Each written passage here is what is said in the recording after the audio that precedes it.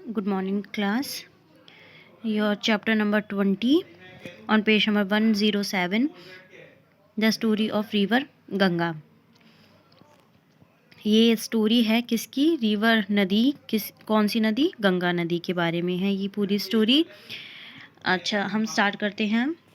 Ishan and his grandmother were sitting and talking about Indian culture. Ishaan और उसकी दादी माँ, ग्रैंड मदर मतलब ईशान और उसकी दादी माँ दोनों एक साथ बैठे थे और किसके बारे में बात कर रहे थे? इंडियन कल्चर, इंडिया के रीति रिवाजों के बारे में।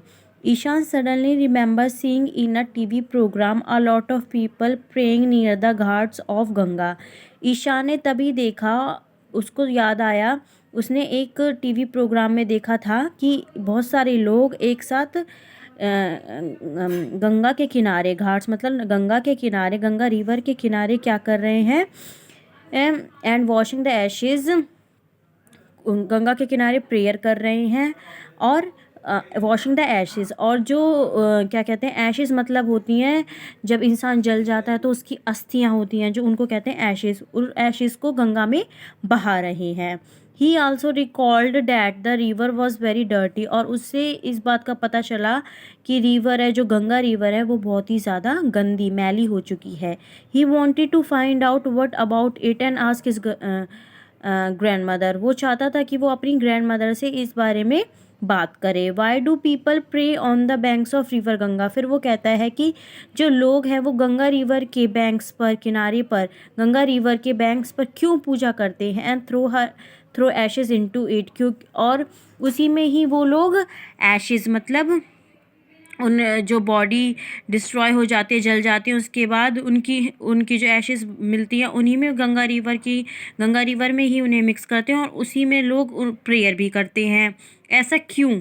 उसने अपनी ग्रैंड मदर से पूछा। तो ग्रैंड मदर ने क्या कहा? Grand mother replied, grand mother ने कहा, river Ganga is a holy river. उन्होंने कहा कि रिवर जो गंगा है वो एक होली रिवर है। होली मतलब यहाँ पर पवित्र रिवर है।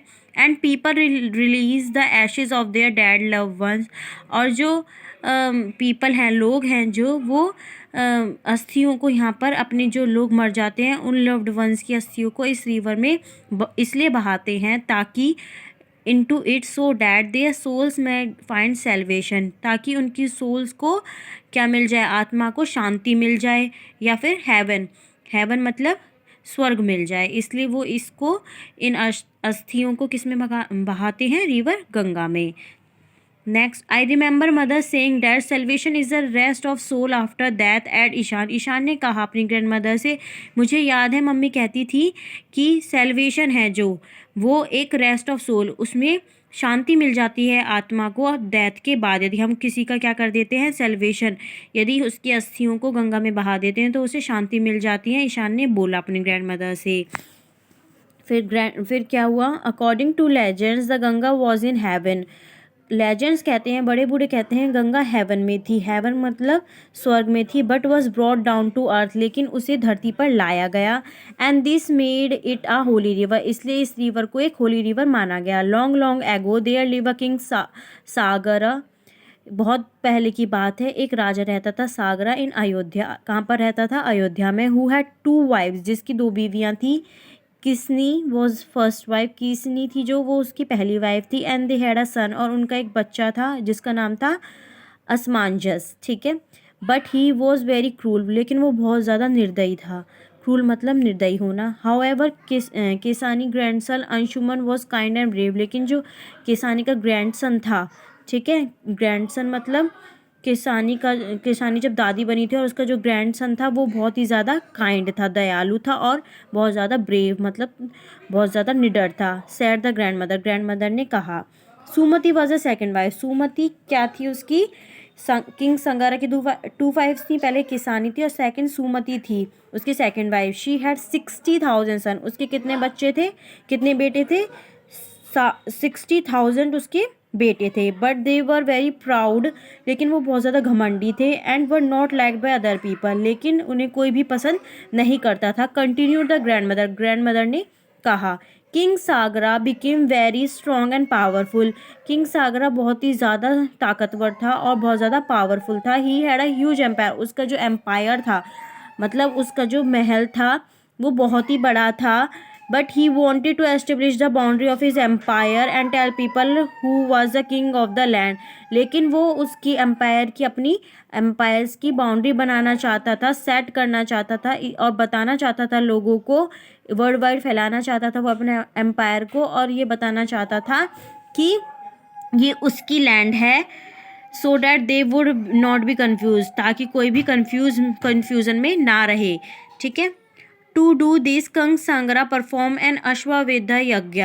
इस काम को करने के लिए, अपनी बाउंड्री एस्टेब्लिश करने के लिए उसने एक यज्ञ करवाया। नाम क्या था उसका? अश्वमेधा।